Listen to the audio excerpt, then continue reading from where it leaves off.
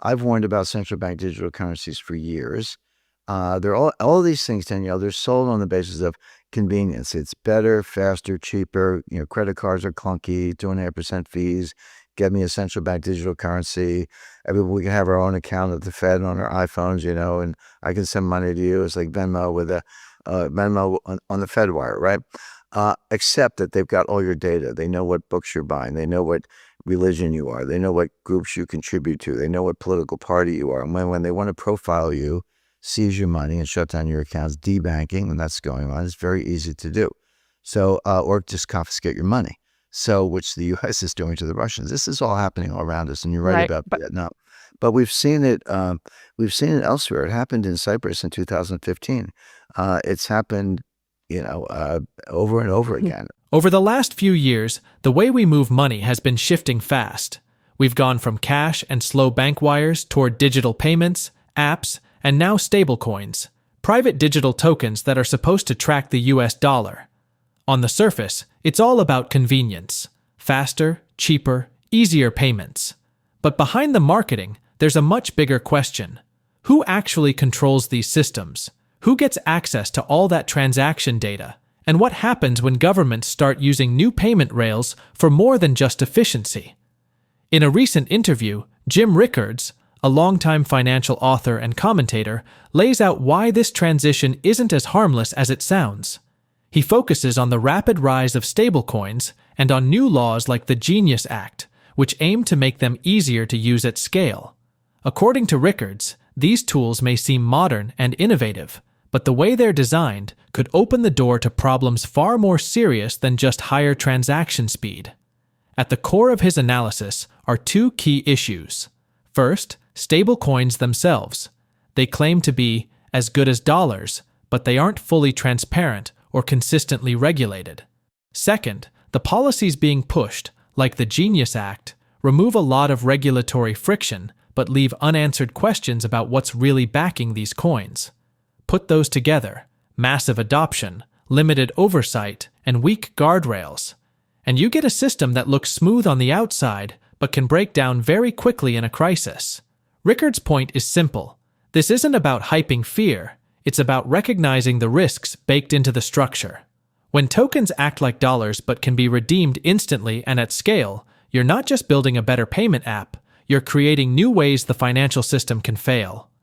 Up next, Jim walks us through how those mechanics actually work and why they matter. But before we dive in, please share and like this video, subscribe to the channel, and turn on post notifications for more videos like this. We appreciate the support and hope you enjoy the video. It's a very big deal, and there's immense danger in it.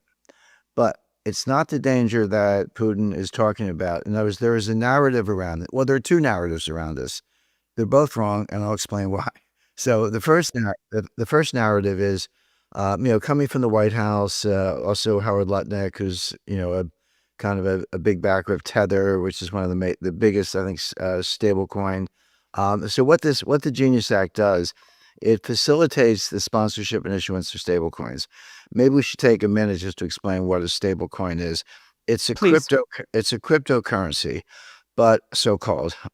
Query whether it's a real currency, but it's a cryptocurrency.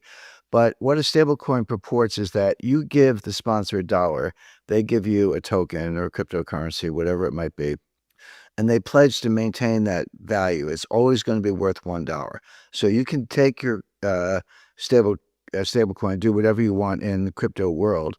But if you choose to cash it out for dollars, you get your $1 back. So put $1 in, get a one stablecoin, one token.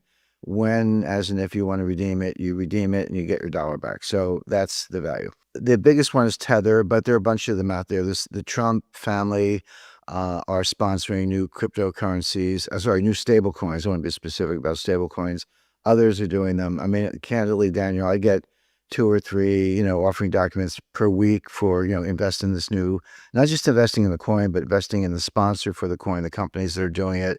So it's everywhere. So that's what a stablecoin is. Now, so what's the big deal about stablecoins? Why are they so popular? Why are people sponsoring them? let's look at it from both sides, the sponsor's point of view and the investor's point of view, or the buyer, I should say, of the stablecoin. For the sponsor, it's easy. So you get the dollar, or $1 billion, or whatever it is. You issue 1 billion stablecoins, whatever, again, 1-for-1, whatever the amount is. What do you do with the money? You buy basically treasury bills. You can buy anything you want, by the way. That's the Genius Act, is part of the it's a kind of regulation, but it's a regulation that says we're not going to regulate you very much. So it's a little bit of a shield more than anything. But what the sponsors generally buy are treasury bills. Now, what's up with treasury bills? Very liquid, very large market, not very volatile, easy to sell, and if your customer wants his or her money back, sell some treasury bills, boom, here's your money. It kind of works very well. But here's the difference. The stablecoin gets zero. You're paying no interest on the stablecoin, but the sponsor keeps the money on the treasury bills. Treasury bills yield, around 3%. It's not 20%, but there's unlimited leverage. You can issue as many stablecoins as you want off a very small or even zero capital base. So if I'm the sponsor, I take your money, I pay you nothing, I buy treasury bills, and I keep all the money. Pretty good business model. I mean, what's not unlimited leverage, pure profit, no return to the investor, and very low operating costs. You need you need a server network, and you need some computer coding, but not much more than that, and infinitely scalable. So it's just free money for the sponsor. So you can understand why sponsors want to jump into this. They pay the customer nothing, and they keep all the money. Pretty good deal. So that's from the sponsor's point of view. Why would the customer be attracted to this? Why would you buy a stablecoin if you're not going to get any return? I can buy stocks or gold or bonds. I can buy a lot of stuff and get some kind of return, or at least a capital gain. But why would you buy it if you don't get any return? The answer is that the stablecoin itself is the token that you use in crypto world. The vast majority of all the Bitcoin purchased are purchased with Tether. So in other words, people buy Tether. It's like, okay, you don't have any return. Okay, because it's always worth $1. There's no yield, but it's always worth $1. So you take the Tether and buy Bitcoin or Ripple or any other cryptocurrency you want, Solana. I mean, there's thousands of them. So stable coins, Tether in particular, are the currency of the realm in the crypto world, and they're used to buy other cryptocurrencies. And of course, if you buy Bitcoin and it goes up, you make money on the Bitcoin. So people don't care if they don't get a yield on the stable coin itself, because they get out of them pretty quickly to buy other cryptos. And of course, the sponsor, as I mentioned, is making all the money. So it works for the customer because it's currency in crypto world, and it works for the sponsor because they keep all the money. So that's what's driving. Those are the economics driving this proliferation of stablecoins. Here's the danger. These are there are two dangers. The first one is these stablecoin sponsors are almost completely unregulated, non-transparent. No one has ever audited one of them. We don't know what's inside. Now, I'm not accusing anybody of any fraud. If I think that most stablecoin issuers do exactly what I said, which is they buy treasury bills or equivalent, very high quality, short-term, highly liquid instruments. But A, we don't know. And B, there's got to be at least one fraud out there, probably many. What's to stop a stablecoin issuer from taking the dollars, issuing stablecoins, and stealing the money? The answer is nothing. And how would we know? Well, we'll find out the hard way when, when one of these dead fish, surfaces. How do we know it's not was it FTX, has Sam Bankman-Fried or whatever? So that's coming. I'm not accusing anyone of fraud. I think the vast majority of them are not frauds. They're doing what they say they do. But just experience go back to Robert Besco in the early 60s. One of these guys is a fraud. We had no idea whom, and we'll find out the hard way. So that will start a panic. Now, the bigger danger is, let's go in the non-fraud area. They're doing everything we described. They're doing everything right. The time will come when Tether holders, I don't have to pick on Tether or any stablecoin holder, want their money back. I've been through, as they say about financial catastrophes, if I wasn't there, it didn't happen. I mean, I've seen every one. The time will come when people want their money back. The best definition of a financial crisis I've ever heard is everybody wants his money back. That's it. And so when that happens, these stablecoin holders are going to call their sponsors and say, "Give me my dollars. I want out. I want to get dollars right now." Let's zoom in on Vietnam, because what's happening there gives us a preview of how fragile these systems can become. Over the past year, Vietnam's economy has faced a storm. High levels of debt, stress in the banking sector, and pressure on its currency. At the same time, the government has been quietly tightening its grip on payments and digital money flows. Cash usage is being phased out in favor of state-linked digital payment platforms, and ordinary citizens are finding that the ways they can move or store money are increasingly monitored and restricted. This shift may look like modernization on the surface, fast payments, less cash, greater efficiency, but it comes with hidden costs. Businesses are struggling with liquidity because credit channels are clogged. Families are facing inflation that eats into their savings, while small investors are trapped in failing real estate schemes with no easy way out. The state has gained more visibility into every transaction, while citizens have fewer escape routes when the financial system seizes up. Now, here's where Rickards' analysis connects.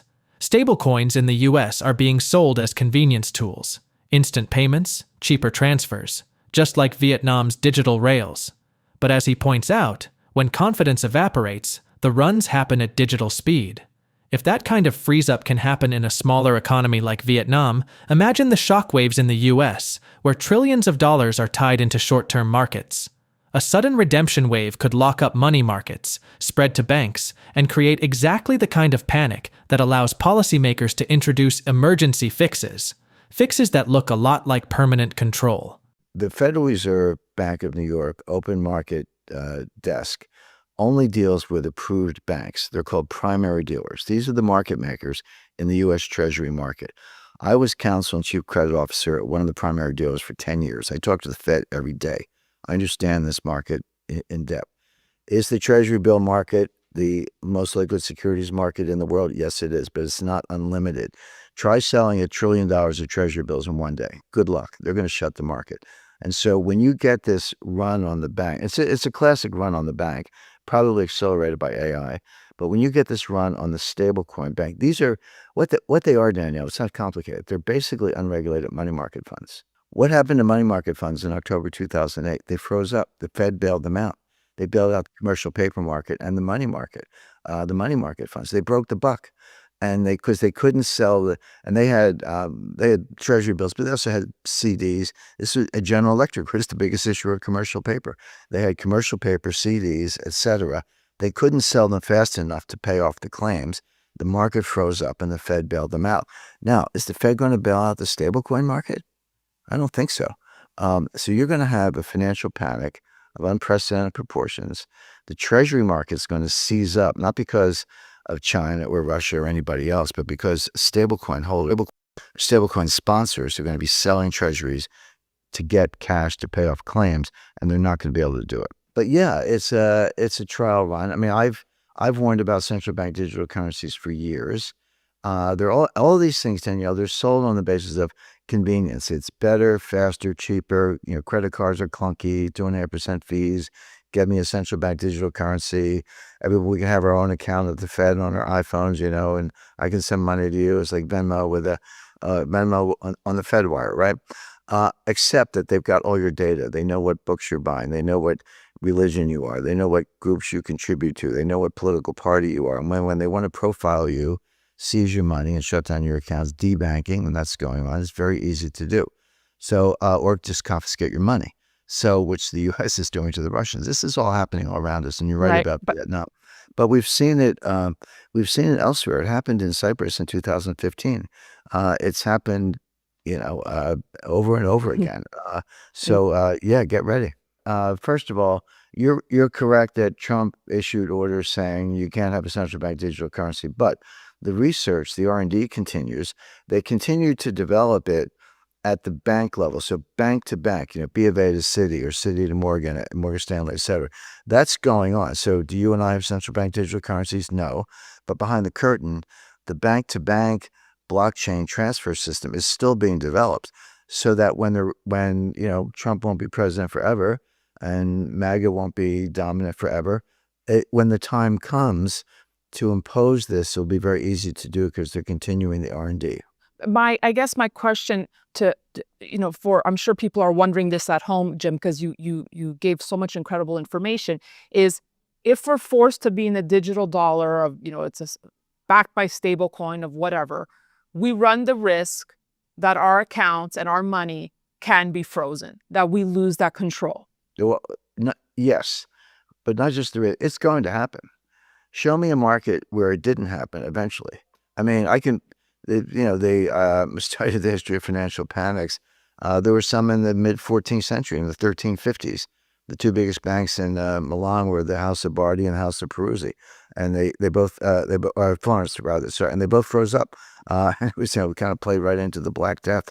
My point being, these things always happen. They will continue to happen. What's new is that it's digital, it's bigger, faster. AI plays a role because people are using AI to program their actions, so the redemption will be just like that. That's what happens.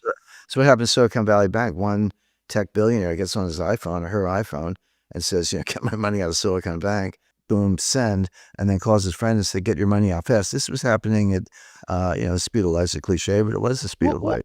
Well, do you think that there should be a greater revolt against the Genius Act then? Are people get what's happening? People don't understand what's happening. Everything I just described to you and that you and I talked about is not part of the narrative. The narrative is, hey, it's all good, So no, people don't understand what's happening. They should. I've been writing about it and speaking about it. Yeah, no, I know. If you want to boil it down, and go on at length, but if you want to boil it down, stable coins are unregulated money market funds. Money market funds that were regulated froze up and were bailed out in 2008. What do you think is going to happen to an unregulated money market fund where we don't even know what's going on inside? We don't even know what they own. They're not audited.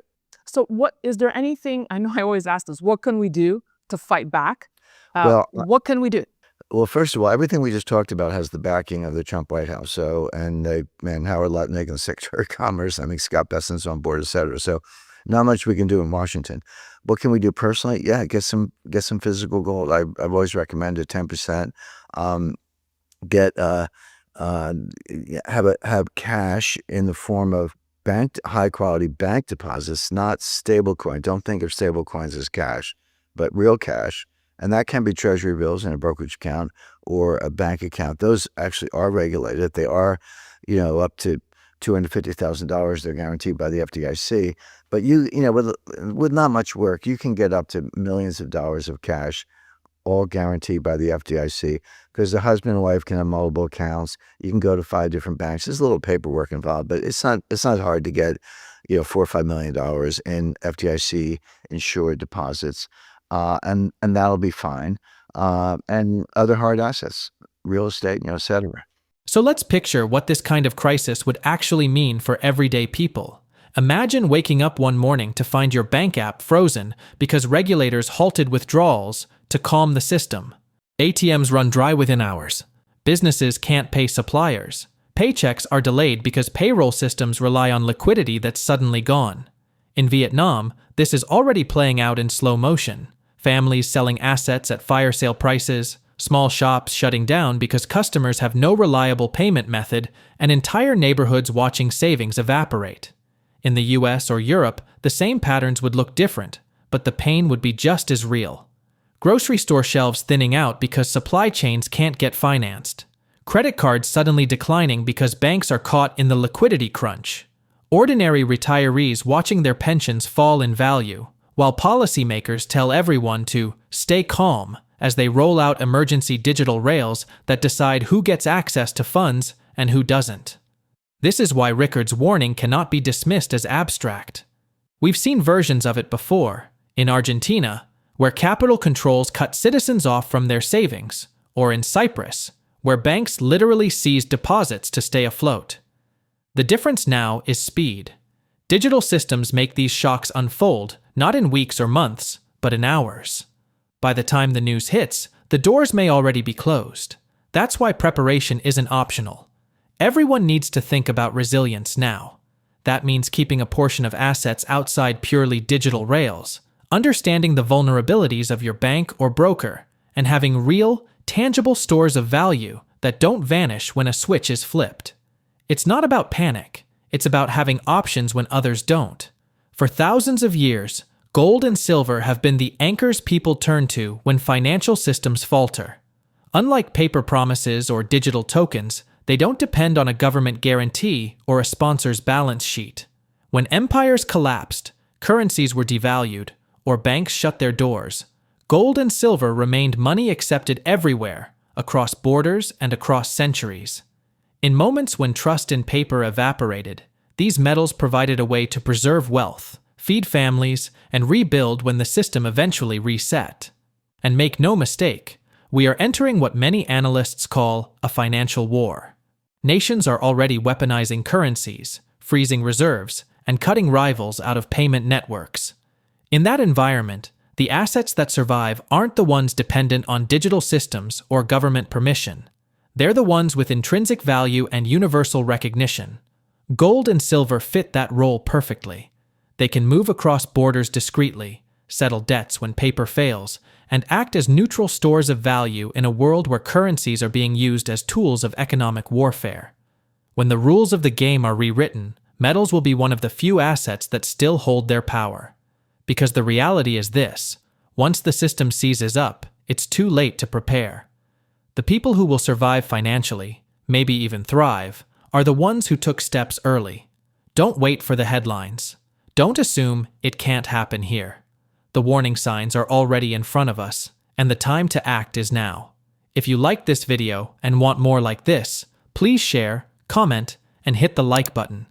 You can also check out our other videos on gold, silver, and the overall economy. We appreciate the support and hope to see you in the next one.